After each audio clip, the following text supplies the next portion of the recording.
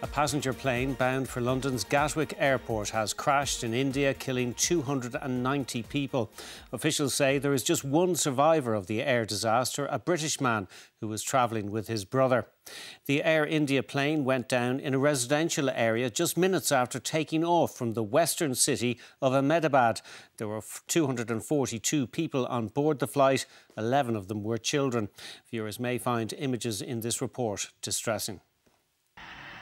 It was less than a minute after takeoff from Ahmedabad airport when the signal of Air India flight AI-171 was lost. Video footage shows the plane with its landing gear still down, descending into a residential area, followed by a major explosion. The plane was bound for London Gatwick. Flight AI-171 was carrying 230 passengers and 12 crew members on board. Of the passengers, 169 are Indian nationals, 53 are British nationals, there are 7 Portuguese nationals and 1 Canadian national. The plane crashed into what has been described as a doctor's hostel. The tail of the aircraft could be seen jutting out from the building. Locals described the scene to the BBC. I was sitting inside when the blast happened, a huge blast. Police and a huge crowd were gathered outside, so I ran and watched from afar. US and UK officials have been sent to India to assist with the investigation. We know that British nationals were on board, and Mr. Speaker, I can confirm that the FCDO is working urgently with local authorities to support British nationals and their families, and has stood up a crisis team in both Delhi and in London.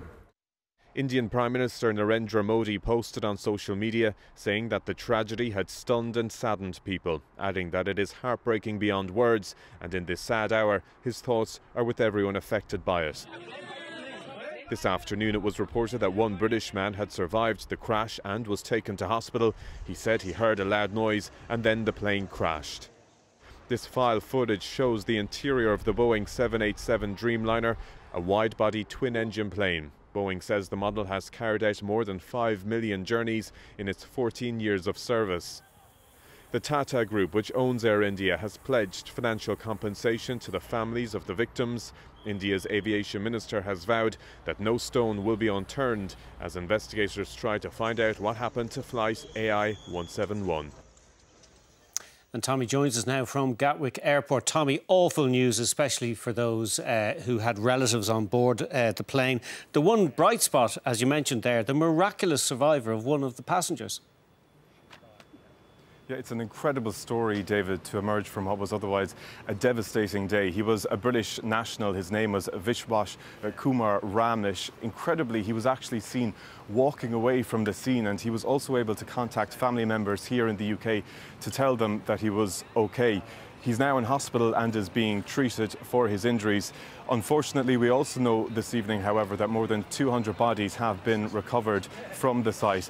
The flight was actually due to arrive here at Gatwick Airport around now. It was due to land by 6:25. Instead, the airport here has set up a reception centre for relatives of the victims. We know that there was 53 British nationals on board. The names of those individuals are starting to emerge. They'll continue to emerge over the coming hours. We don't believe that there were any Irish people on board. The Department of Foreign Affairs has said, however, that its embassy in India continues to monitor the situation there.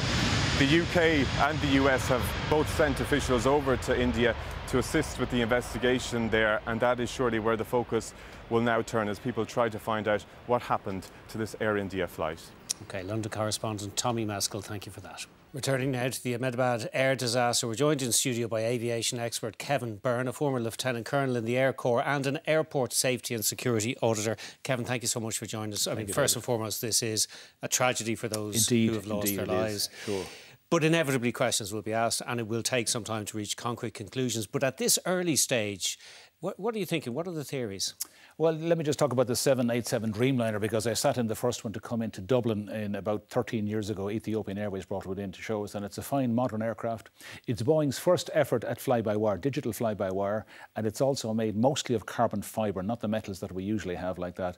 It's a very modern aircraft. Everyone is very happy with it. I've flown in them very many times, and they're efficient, and they use 20% less fuel than its competitors, and they make less noise, very little noise. So it's a very safe aircraft, having had a few problems. This is the first fatal accident in service, believe it or not, and they've been there for 15 years or more. There were 2 or 3 hull losses because they had a battery problem, and they actually caught fire on the ground, but they didn't have any problems when they were in passenger service, so it's a tragedy. There are a couple of theories, as they usually are, in that regard. I made one myself because 2 videos appeared online, as they do within minutes of the accident, and one appeared to show the aircraft. I thought it had the slats and the flaps not deployed. You normally set them out before takeoff. Aircraft lifts away. Aircraft, of course, is full of fuel. It's very heavy with a full passenger load. It's going to go for 9 or 10 hours to Gatwick Airport, so it's a long, long haul. It weighs in excess of 200 tonnes. And there's a thing called auto throttles. You know, they're set before you take off. Now, I thought somebody might have made a mistake and retracted the flaps, but the photographs I saw from the crash scene showed the wing on the left-hand side. It broke off, landed in the street, and clearly the slats and flaps are deployed, so that wasn't the cause of the accident in that regard. OK, so engine failure, maybe? Yes, but again, double engine failure is such a rare thing. It's, you know, we're into the millions at that stage of the game. It didn't look like a double bird strike as happened in Korea some months ago. There's no evidence because the video is taken from behind the aircraft, and the video taken just before the explosion takes place when it collides with the building doesn't show any flames or damage or that kind of thing. So I'm wondering, was it a throttle problem? In other words, if the weight calculations hadn't been done on auto throttle and the aircraft hadn't got the proper power settings, would that cause the problem? But if it did, the pilots simply lean across, they press the throttles manually, and you get full power, and she climbs away because it was already climbing, and it stopped climbing at about 400 feet.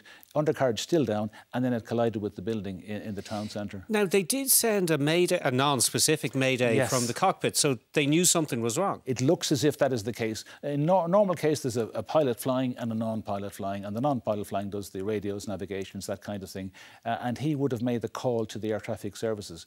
This accident took place literally within, you know, a minute and a half of takeoff, so something serious went wrong very quickly. I'm surprised the undercarriage wasn't retracted, because that's normally the case when you have a positive rate of climb. The gear comes up and you've less drag and you climb away at the normal speed. So that might indicate that there was some kind of a problem. Yes, I wonder were they startled by something in that regard, something they weren't expecting. So presumably the incorrectly named black box will show what went wrong? There were 2 of them indeed, a cockpit voice recorder and a flight data recorder, and they are designed to sustain, you know, a crash like that, many G-forces. They also will sustain 600 degrees heat or to 1,000 degrees in some cases. They'll have all the parameters and information. Now, because the aircraft is registered in India and based there, the Indian authorities will look after the investigation initially, but they'd be very wise to ask for help from the manufacturers, which is Boeing, and of course maybe from the Americans, the NTSB people who come across and do that kind of thing. One of the talking points of this, obviously, is the seemingly miraculous escape of 1 passenger and 1 passenger only. Seat 11A? Yes, indeed. I had a look at it. I've flown extensively in those, mostly in economy class, I have to say. But 11A is just in front of the wing, which is where I thought it was. And I was surprised because the last Boeing to crash was a 737, and the 2 people who survived that crash were strapped into the tail, and the tail snapped off. And in this case, the tail also snapped off and broke into 2 or 3 pieces. And I assumed wrongly that the person survived was in the tail. But they were sitting just in front of the wing spar, which is a very strong part of the aircraft. And part of the wing survived, or one of the wings survived? Yes, the left-hand wing, just in front of where he was sitting, survived and fell into the street. Perhaps it was a miracle and he just survived in the particular place, because the fireball of the 80 metric tons of fuel exploding was very severe and very lasting. And I was just astounded when I heard that anybody could survive such an accident. And unfortunately, because it was taken off in the middle of the city, the plane hit what appears to be a hostel for doctors. Indeed. And extensive casualties on the ground as well, which are unavoidable if this happens. It's most unfortunate. It's bad enough to be, you know, in the aircraft. To be killed on the ground is a dreadful place to be. Yeah. OK, Kevin Byrne, former Lieutenant Colonel in the Air Corps, thank you so much for joining us on 6-1.